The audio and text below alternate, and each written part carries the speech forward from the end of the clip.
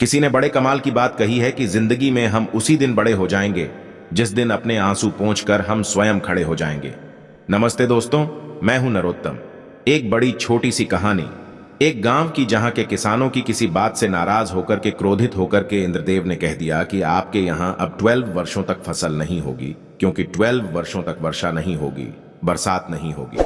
गांव के किसान बड़े परेशान हुए कि यह क्या हो गया। उन्होंने दोबारा से प्रार्थना की, इंद्रदेव को प्रसन्न करने के बहुत सारे प्रयास किए। इंद्रदेव फिर से प्रकट हुए और बहुत प्रार्थनाएं कर रहे थे।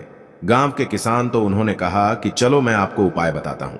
इसका उपाय यह है कि अगर भगवान शिव जी अपना डमरू बजा दे तो जिस दिन वो डमरू बजाते हैं, जिस क्षण वो डमरू बजा दें, उसी क्षण आपके गांव में बारिश हो जाएगी।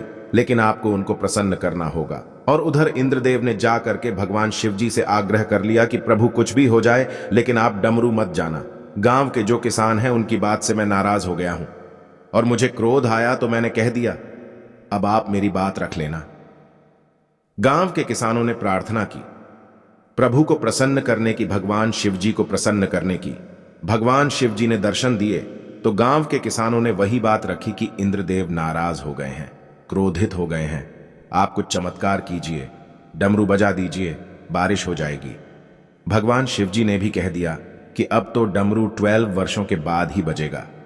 गांव के किसानों को लगा कि अब तो कुछ भी नहीं हो सकता, हमने सारे प्रयत्न कर लिए, अब क्या करें। तो गांव के जो किसान थे अपने अपने घरों में रहने लगे। उन्होंने काम धंधा छोड़ दिया। जब बारिश होगी नहीं, खेत में जाने का मतलब क्या, जब फसल ही नहीं होगी।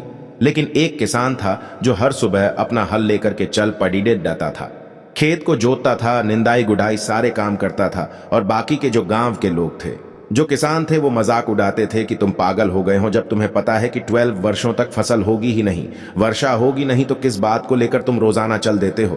तो जो किसान जो कि रोज जाता था अपने खेत में, वो कहता था कि मैं रोजाना जाता हूं ताकि कहीं मैं खेती करना ना भूल जाऊं, किसानी करना ना भूल जाऊं। मुझे याद रहना चाहिए कि खेती कैसे होती है। बस इसीलिए ये जो प्रैक्टिस है, जो अभ्यास है, इसको निरंतर करता चलता हूं। मुझे पता है कि बारिश नहीं होगी, लेकिन मैं अपना काम तो करता रहूं। रोज यही होता था, रोज यही डिबेट, यही वाद विवाद होता था। one दिन माता पार्वती जी ने ये जो तार्किक चर्चा थी इसको सुन लिया और तुरंत वो महादेव जी के पास गए। भगवान शिव जी से कहा कि प्रभु, गांव के किसान आपस में बातचीत कर रहे हैं और एक किसान ऐसा है जो रोज जाता है अपने खेत में।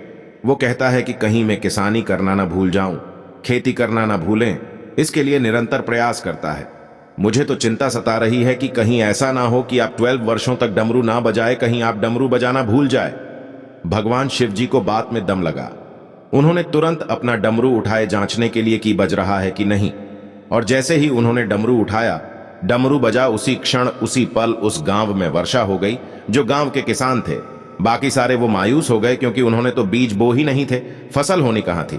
लेकिन वो एकमात्र किसान जो निरंतर जाता था, उसके खेतों में समय के कुछ समय के बाद में फसल लहलहाने लगी।